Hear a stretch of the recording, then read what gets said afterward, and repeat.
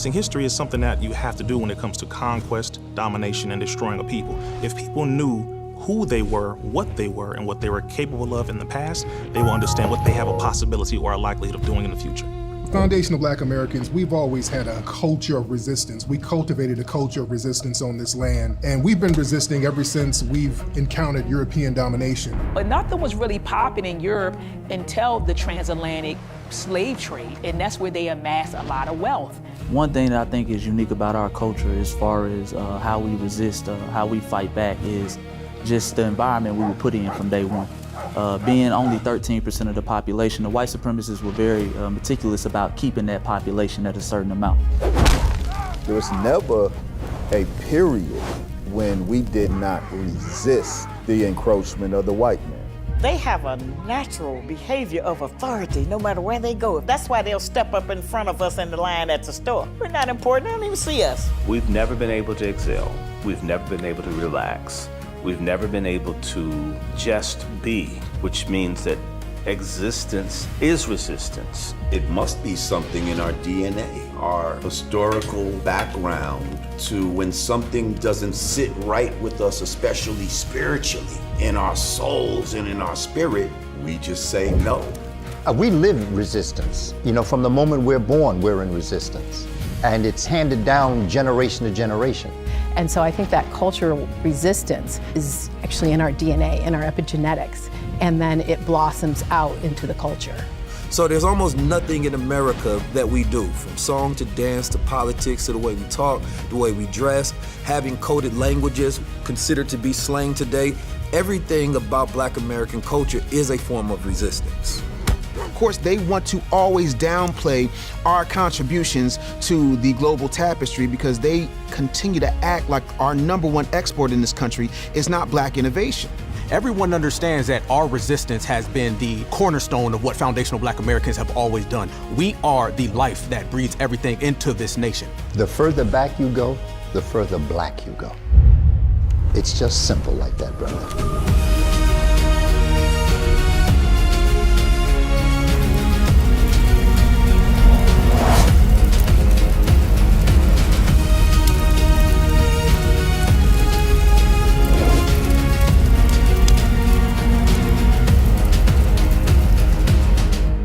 Boom, there it is.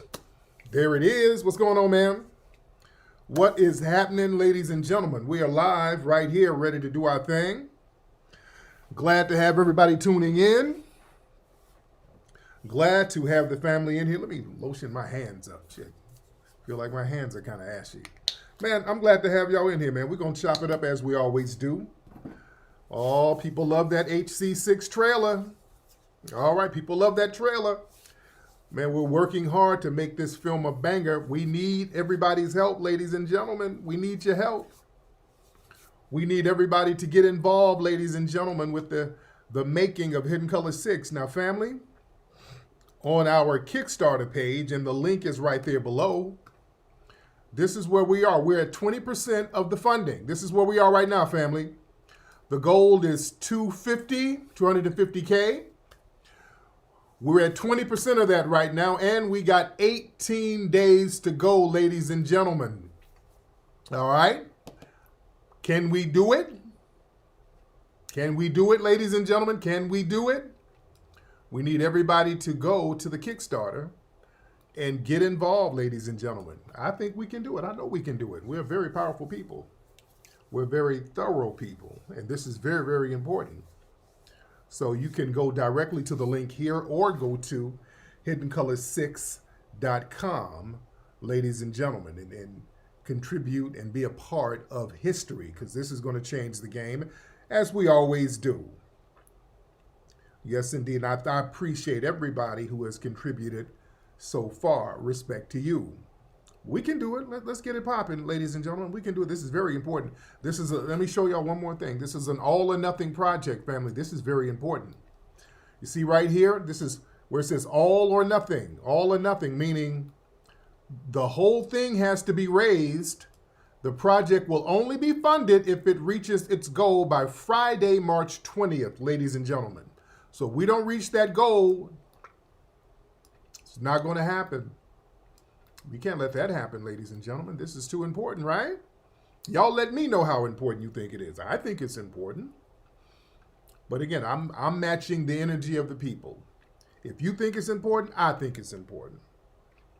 So let's make it happen, ladies and gentlemen, if this is important. All right? And I appreciate everybody who's contributed so far. But respect to you. Oh, man, a lot of stuff going on, ladies and gentlemen. Now, y'all know what's going on over in the Middle East right now. There were some preemptive strikes. The U.S. tapped on Iran they're loking up with Israel and went over there and hit Iran. And if it don't get funded, everybody get their money back. Yeah, it does. If it doesn't get the full funding, everybody's gonna get their money back. I'm not gonna get none of it if it doesn't get funded. Yeah. All or nothing. Yes, indeed. Miss Melissa Queen. All or nothing? No, because one of the perks is when you contribute, you get an advanced copy of the film. So you're going to get something for the contributions. You're going to get like an advanced copy. So, but you know that. But listen. Now, what's happening over there in the Middle East right now? What's happening in the Middle East? There's some strikes going on. The U.S. tapped on Iran. There's a lot of conspiracy theories as to why this is happening. Why is the U.S. tapping at Iran with the help of Israel? They got Israel over there putting in work. Now they're saying that Iran had some nuclear weapons. They had nuclear weapons capabilities. They're like, oh no, they can't have that. So, the whole weapons of mass destruction thing. So that was the pretext. People think it might be deeper. The whole false imminent threat premise. They got to hop in there because they said they might do a preemptive strike on American targets. So, that justifies a first strike, even if no solid evidence existed. So it's like, let me get you before you get me, or let me send a message to you before you think about getting me. Now, also, there's conspiracy theories. Some people are saying, oh, this is distraction from Epstein and all that, because a lot of people are going down because of the Epstein thing.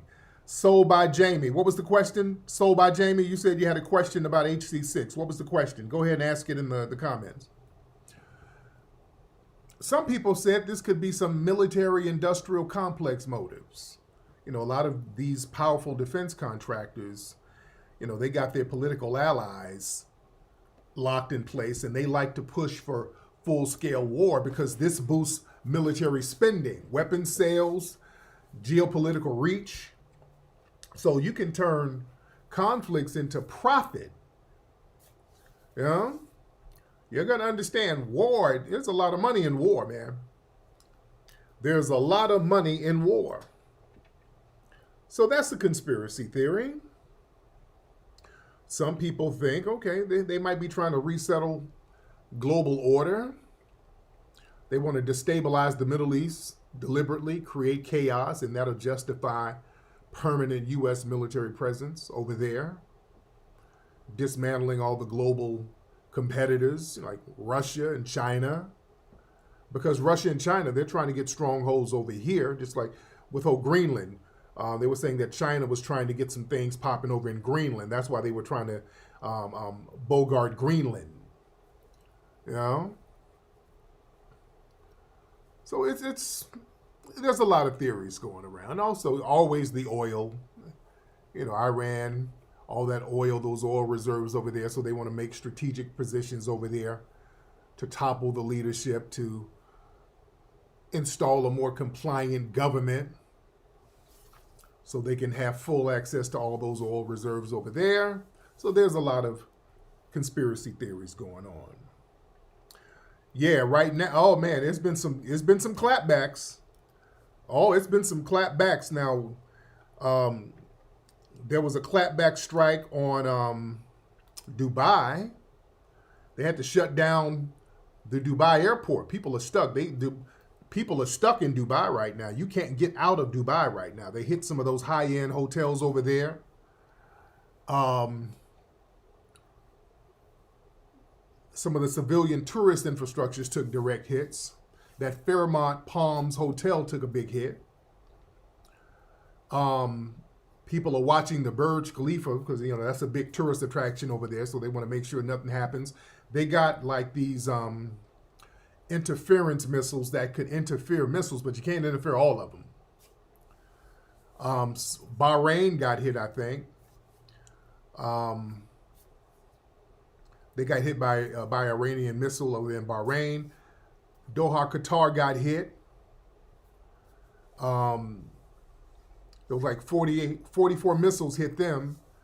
Some ballistic missiles hit the Ali Al Salim Air Base, which hosts the U.S. Air Force over there in Kuwait. They hit them. Iraq. There's been some drone hits over there in Iraq. Jordan, the country of Jordan got hit. Saudi Arabia, I think they intercepted some Iranian drones in Saudi Arabia. Pakistan, there was an anti-U.S. protest over at the U.S. Embassy over there. And they about 20-something people got unalived. They were like, hey, don't come over here with them. It's going down. It's going down over there. You know? Beirut, they're launching more rockets over there to Israel. I know Tel Aviv got hit heavy. Tel Aviv got hit. Yeah, Dubai got hit. Oh, yeah, Israel got hit. Yeah, Tel Aviv they got a good clapback. So it's interesting to see how this thing is going to go. Speaking of clapbacks, now see, here's the thing. Understand, these folks are going to try to get their lick back. All right? So when the U.S. do all these preemptive strikes, these people just don't sit back now. They're going to start calculating. They're going to start getting into some proxy wars out here. You understand? Now, what are some of the things we need to watch out for? Because these people are going to do some clapbacks. Oh, it's going to be some retaliation. We're seeing it over there, but we got to understand over here. Now, sending missiles and all that over here, we can retaliate and all that. Listen, what y'all need to do, family, what you need to do, stock up on some food just in case. Family, get your food stocks up just in case. Get your water stocked up just in case, because they done let a whole bunch of immigrants and all these people over here. You don't know who they're allied with. There's sleeper cells over here. They done let so many folks over here. You don't know who's who. Family, you better stock up on something because, yeah, they want to get us. They're going to do it cyber. They're going to do some cyber attacks. You understand? Because, yeah, the missiles and all that, yeah, we can intercept all that. But no. We got people already in here. Sleeper cells who's already over here. Family, if they want to get us, they can hit power grids, unfortunately. These people can come over here and hit power grids, 5G grids, internet grids, all that stuff. Airports, they can target that. Financial systems, they can start hacking financial system, hacking bank systems and all. They can go the cyber way. Family, start getting you some solar powered chargers and things like that. Get you some things that are solar powered just to have them. I've been having them. I got a whole bunch of shit in here that's solar powered. You know what I'm saying? So, listen, China has already been doing little stuff, family. China has already been doing stuff. You know, remember when they were doing all those things with airplanes? Many people believe that low-key, those were cyber attacks. Those airplanes kept coming out the sky, kept falling down. Many people believe that was some low-key cyber attack thing. We got to be careful out here. Yeah, get you some solar power generators. Definitely get you some solar power chargers for your phone. Just in case they start hitting these power grids. They're going to get their lick back now. Let's be very clear. Let's be very, very clear. Excuse me. And they're already pointing out, somebody looked like they got their lick back down in Texas. Y'all heard about what happened in Texas, right? This Senegalese immigrant went up in a club and did a mass shooting up in a club. And he had on a shirt that says, hold on, let me show you the picture of this Senegalese immigrant. Hold on, let me show you the shirt he was wearing. He went up in the club bussing. All right, hold on one second. Right here. This dude here. This was 2 unalive, 14 injured. I'm surprised. Ndaga Diagne. He had on a shirt that says, property of Allah. So he went up in there bussing, an African immigrant from Senegal. And they said he had a Quran in his car. There's nothing wrong with Islam. There's nothing wrong with that. But many people within the intelligence agencies are saying, hey, this could be like a sleeper cell. Somebody said Myron Gaines. Hey, do we have to watch Myron? Do we have to watch him? Huh? Do we need to keep an eye on Myron? Oh, we got to watch people. Now, this guy just went up in a club and blasted. Now, what does this mean for immigration? All right. What does this mean for immigration right now? Because right now, they're already blaming the Obama administration. They're like, oh, the Obama administration gave him citizenship, whoop-de-whoop. And from what I understand, he's been here since 2000. And, you know, it was a process of him getting his citizenship. I don't know. But, yeah, they're going to look at immigration a little funny now. They're like, okay, who let him in? So naturalization, that's going to be the new battleground. So now they're going to start doing these extensive background checks. Strong vetting right now. You know? They're going to point the finger at each other. Now, they're pointing the finger. They're going to crack down now. Oh, it's going to be fast removals. They're going to have tougher eligibility rules. All right? And some of these foreign communities, they're going to feel the heat. See, now this is why, ladies and gentlemen, when these folks be out here talking about, these non-FBAs be running around here talking about FBA is a hate group. FBA is a terrorist organization. That's why y'all asses better watch that talk. This right here is the reason why y'all better watch that. Let me talk to the tethers for a minute. All right? Let me talk to y'all for a minute. All of that's talk. Y'all like to run around here trying to denigrate our lineage. FBA is a hate group. Trying to denigrate all of us just because we're delineating. Let me show y'all how that works against your ass. See, that boomerang's against you. See, y'all try to do that collective guilt thing, and you try to use that as a weapon. That's a dangerous weapon because it'll hit you. You understand? See, when you normalize the idea that an entire ethnic group can be framed as extremists because of some rhetoric or some isolated incidents, what you're doing is legitimizing collective punishment logic. That logic boomerangs on any group the moment a bad actor emerges from within it. You see? Come on now. Now this guy who's a Senegalese immigrant just did a mass shooting. So now if you want to frame entire groups as hostile, a hostile foreigner, y'all gonna get caught up in that dragnet too. If you want to try to use one person's actions to justify stigmatizing a whole group based on ethnicity, this ain't a good look for you. You see, let me tell you something. All that hate group shit, trying to stigmatize our ethnic group simply because we're delineating. We didn't do anything to anybody. We're not harming anybody. We're not wishing anything bad. All we're saying, we're just focusing on our lineage here. We're just focusing on our ancestry and our lineage. That's it.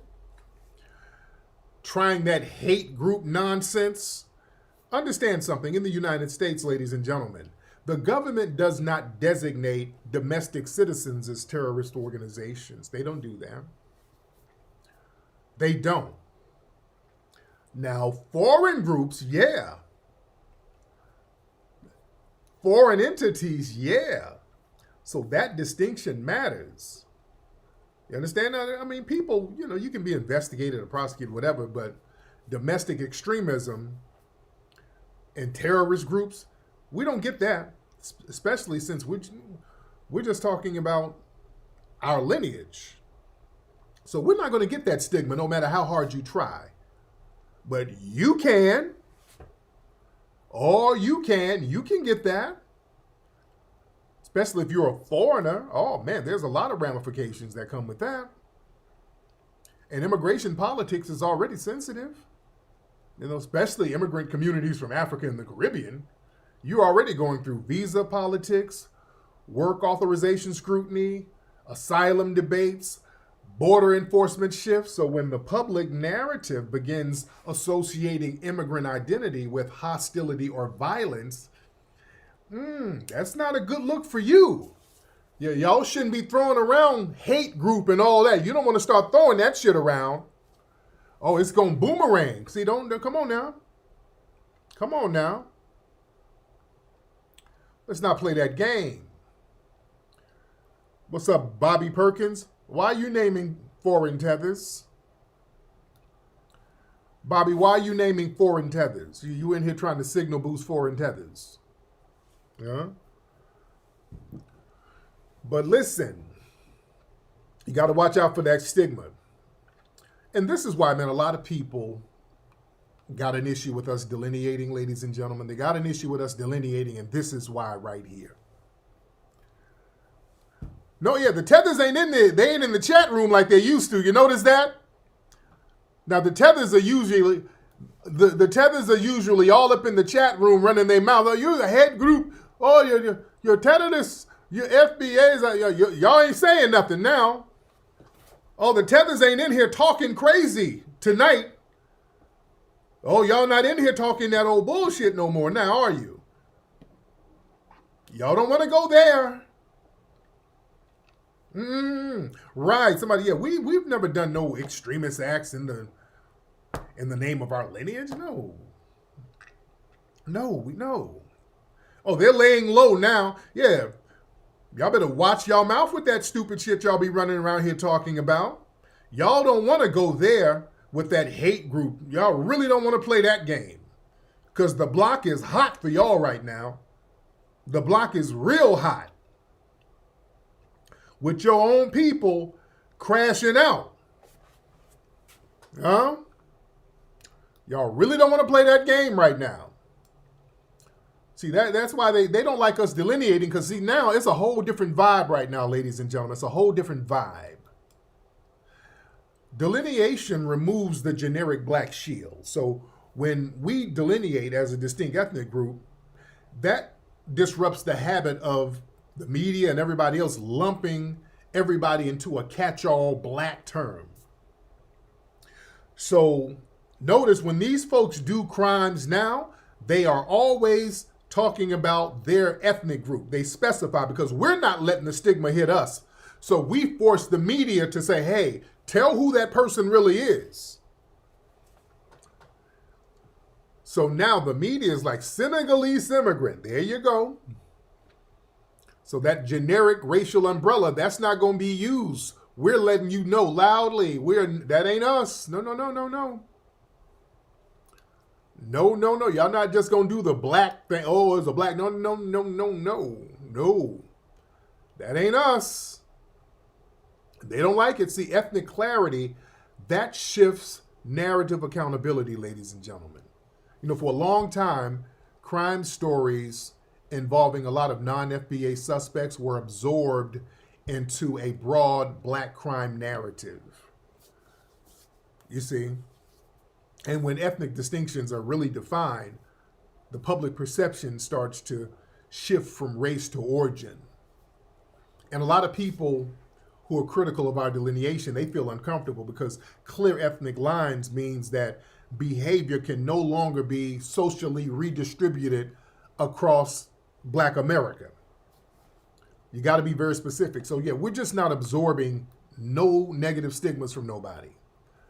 Anything negative that comes from people, because yeah, when y'all do something great, you let folks know you are different. You're going to do the same thing. You understand?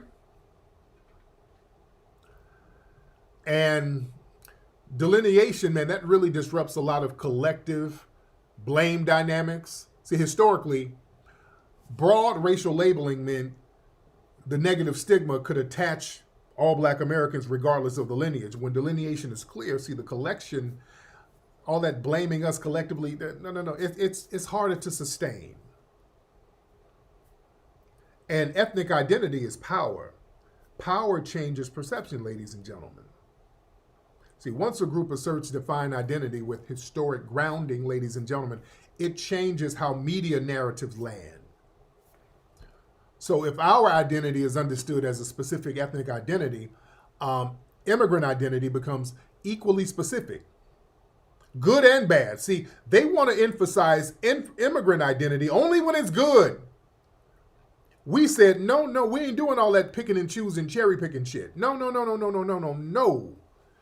You're not going to cherry pick your damn immigrant identity when it fits you, and then when it's negative, we get to no.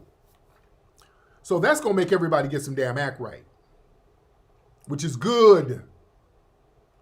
Which is good, ladies and gentlemen. Everybody should have some damn act right.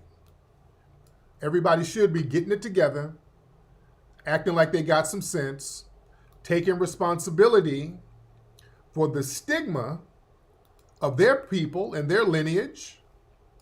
Understand? That's very, very important. Because listen, family, if you notice, crime in Black communities, have y'all noticed crime is down? I've talked about this before. Crime is down majorly. Homicides, all that stuff. I want y'all to understand something. Crime has been down for a minute. Crime all across the board, especially homicides, all that stuff. Crimes are down. Really, the lowest since the 1960s. Crime is down very, very low in Black America. Y'all notice that? See, don't let nobody fool you. Don't let nobody fool you. Black crime, it's down everywhere. Black crime is down everywhere. The stats are better. Oh yeah, the crime rates are lower. It is low. It's lower than it's been since the 1960s.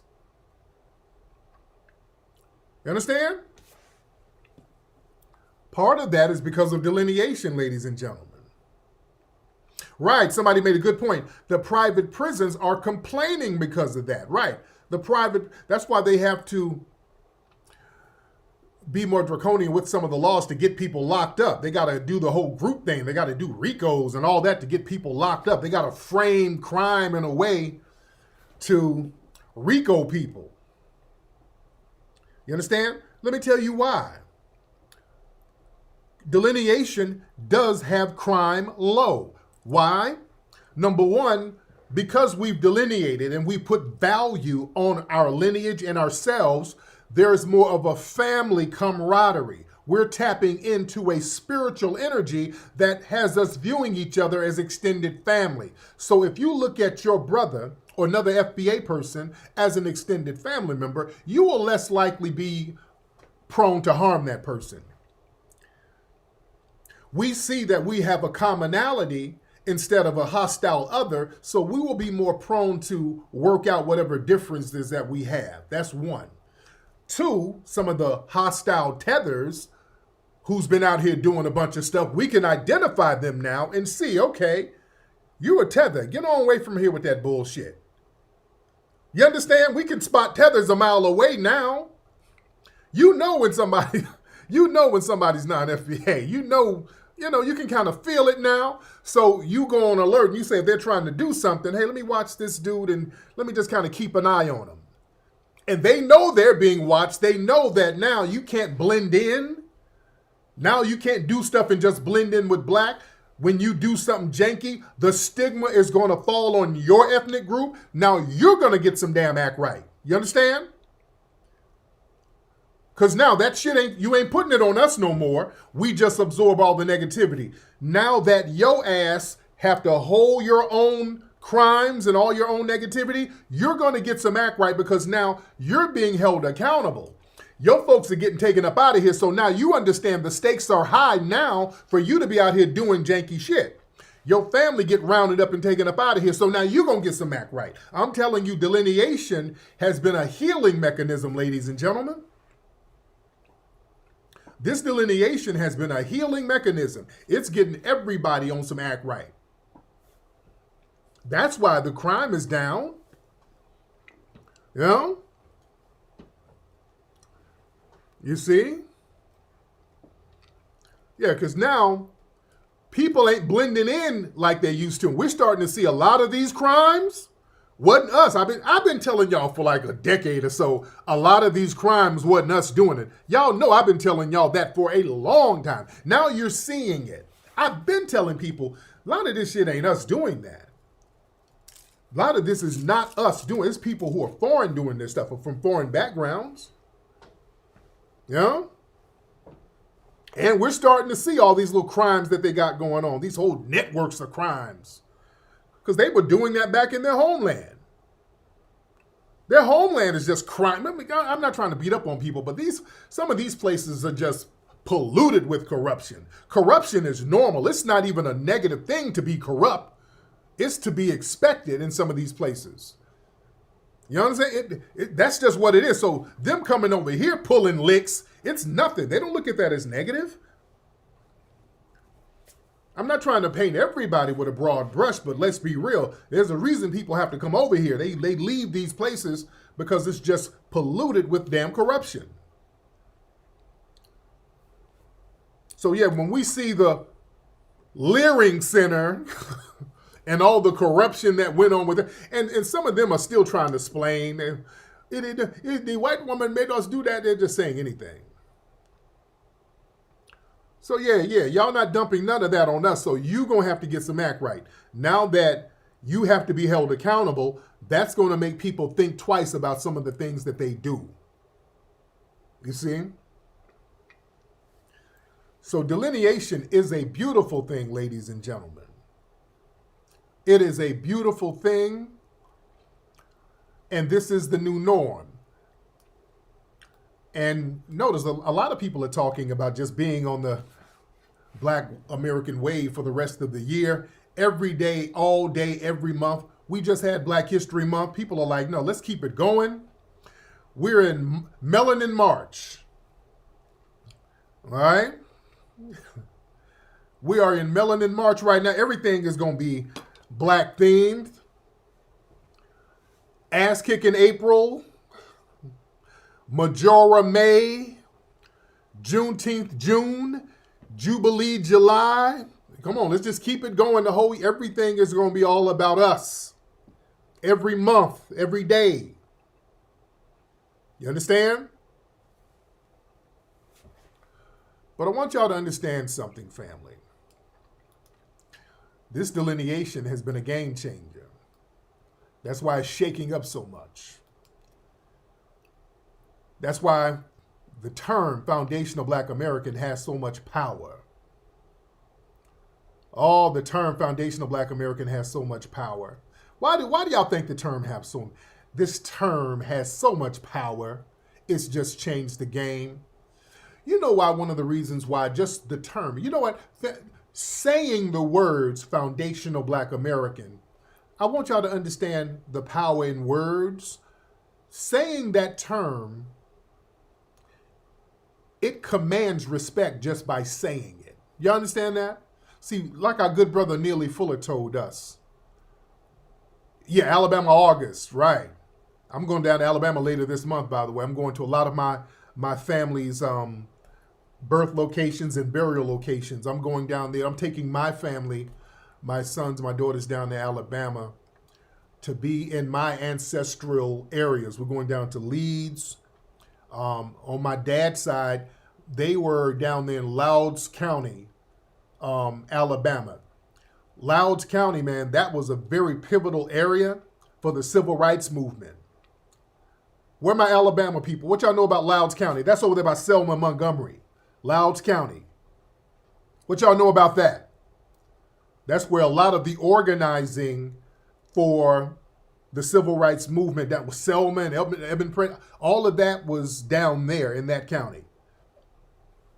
Yeah, that's what my family on my dad's side goes back to the damn early 1800s over there in that area. I mean, deep, deep, deep over there.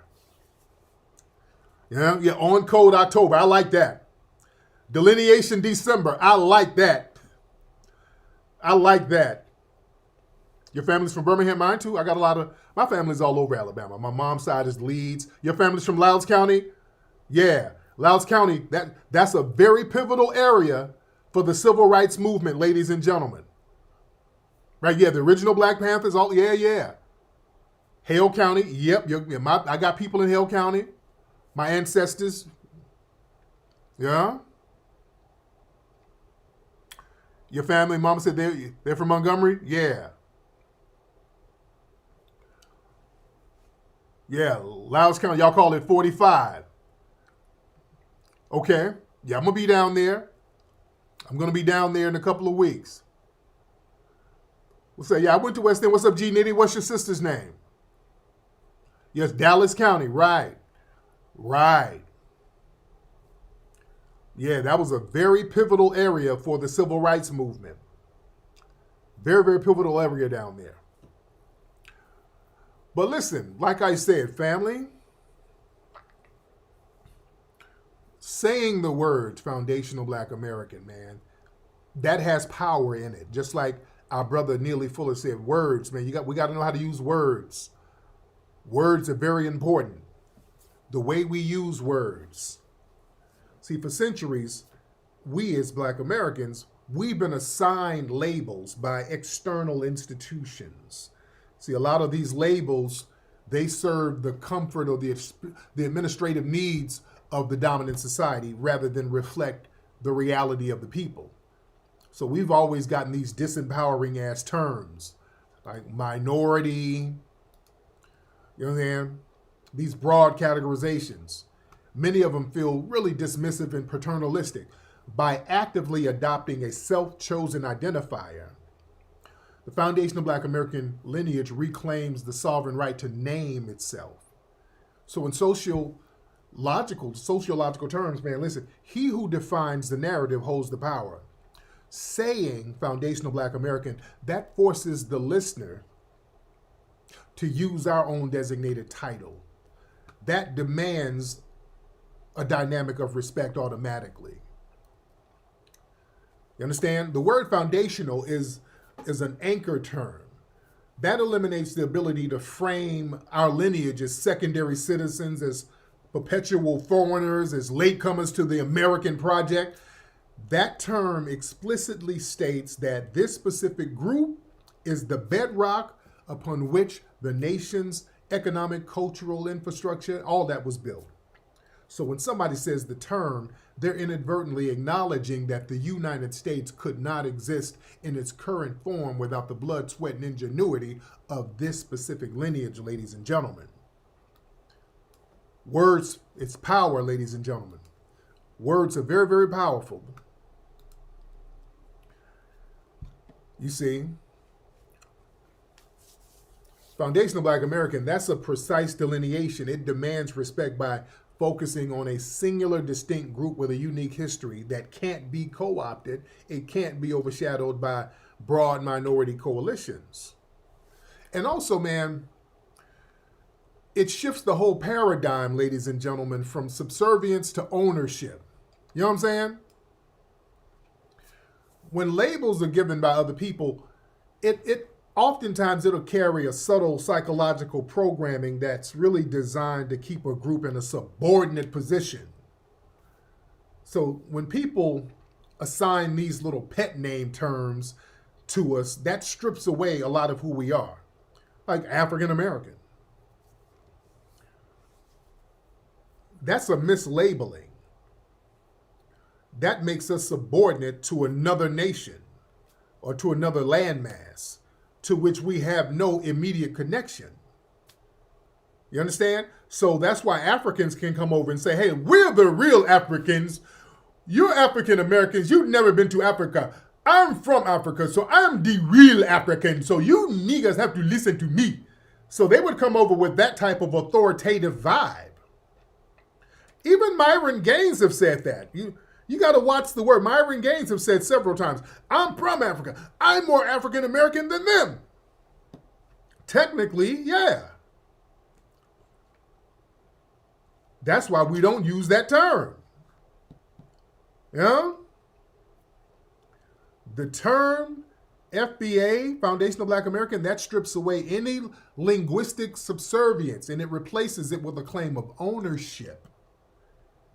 And it positions our lineage not as a marginalized group asking for a seat at the table, but the original carpenters who built the table itself. That shifts from asking for inclusion to asserting ownership, ladies and gentlemen. And when you do that, that naturally commands a higher level of respect.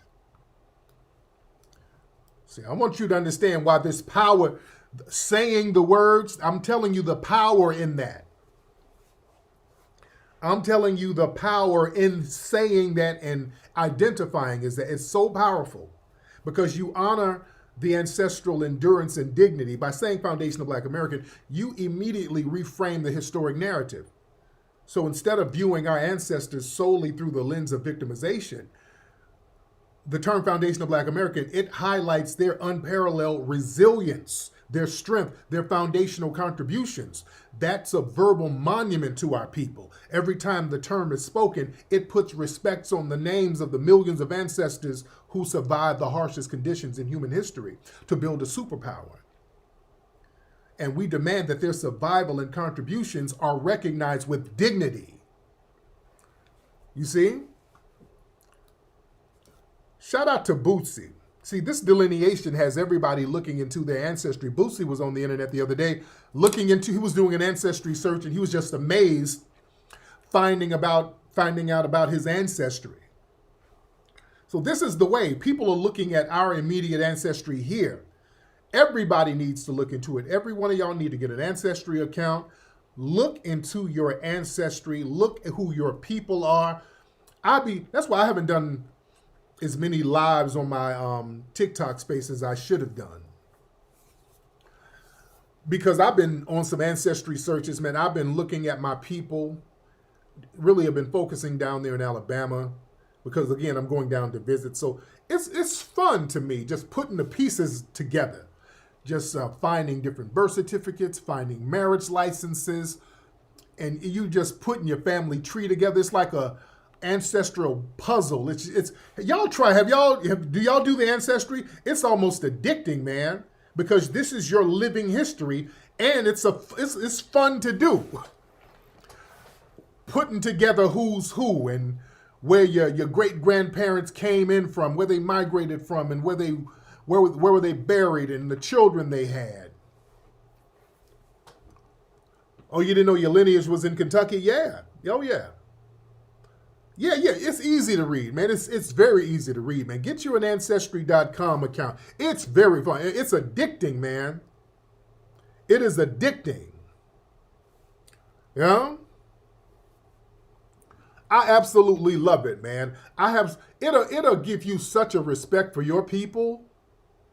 It'll really have you really respecting your ancestors, man, just to see they coming out of slavery. Some of mine was free people of color. They were free black people in North Carolina. Some of them then move over to Alabama. They're coming out of slavery, building their homes, building their families, getting married, looking at the marriage licenses, and it's a phenomenal thing, man, just to see the resilience. We got some phenomenal ass people, man. And I found out one of my great-great-grandfathers was from New Orleans, and I need to go do some read. That's why I was wondering why I got such a connection with New Orleans for some reason. One of my great-great-grandfathers was in New Orleans. Then he went over to Alabama. So I got something. I knew that I had something going on in New Orleans because there's some ancestral energy always talking to me in New Orleans. You know, so I got people who are in New Orleans, people who are in Mississippi, people all in Alabama, people in North Carolina. I love putting all that stuff together, just seeing where all they migrated to. You know? But I want y'all to understand something, family. I want y'all to understand why the term foundational Black American is so powerful and why it disrupts the game and the con job that people try to run on us. Why it's so powerful, ladies and gentlemen. See, the term foundational Black American, it disrupts the default of disrespect. I want y'all to understand something. What's the default of disrespect? See, there's a pushback against the term foundational Black American because it directly challenges a deeply ingrained societal condition. Historically, systematic racism relies on a default of disrespect towards us to justify marginalizing us. People think that we're just supposed to be disrespected. You understand? There's this thing where when we come around, we're supposed to be disrespected by default. Everybody wants to come around and take little jabs at foundational Black Americans. They thought that that was just going to be the lick indefinitely. Now, when a term comes along that structurally rejects that disrespect and demands to be treated with historic reverence, that causes societal cognitive dissonance. So the pushback is the friction of a system resisting a demand for respect that it's not used to giving. You understand? Because when you say the term foundational Black American, you're giving respect. It forces you to give respect. It forces you to. You see? And that's very important. But we've been seeing people all on social media. Yeah, that BAFTA thing. Right. That BAFTA thing. Yeah, we've been pushing back against that. And shout out to all the foundational Black Americans who pushed back against that. See, us delineating, it caused everybody to get on code, even the Boule class. Hell, the NAACP was getting on code, speaking out and pushing back against that disrespect that BAFTA pulled. Even the NAACP, even there, I give credit where credit is due. On that award show, they were pushing back against that, standing in solidarity with the disrespected brothers who got disrespected by BAFTA. And that's a foundational Black American pushback. Let's be very clear. Because remember, who was making excuses for that racism? It was them damn foreign Black people over there. Let's be real. Some of those Africans and Caribbeans were sitting up here, especially over there in the UK. And I got some riders in the UK. But you got some Sambos over there. They were over there tap dancing, making excuses for that. Let's be real. They were knocking each other over to make excuses. Leave the white man alone. He has to, leave him alone. Oh, they were making a damn beeline to suck up to Zaddy. Come on now. And then y'all wonder why we delineate? All of them got their asses out there on social media and on TV, started making excuses for that racism that BAFTA pulled. We were the ones stomping down against that across the board. We, FBAs, we were doing that and still are. Yeah? And shout out, we got some riders in the UK, but unfortunately, many of them don't have access to the media like that over there. Because, they elevate the Sambo class. Oh yeah, somebody made a good point. Some of these are the same people who were crying when the Queen died. They were all rolling around on the grass. Not the queen. Oh, the queen. You rolling, you got grass all in your little peppercorn edges. The queen. Give me a spot of tea. I need a spot of tea for the queen.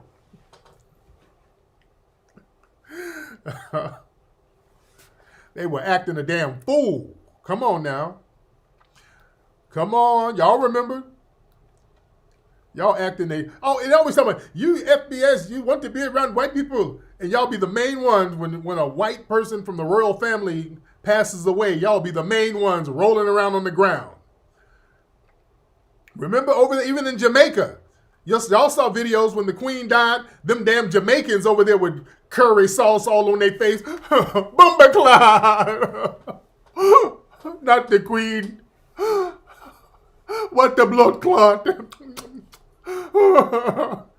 Give me some Bammy, Bumba. Oh, crying over the damn queen. Y'all need to be ashamed. Y'all got brown stew chicken, wasting it all on your clothes, and just, give me a napkin, nigga.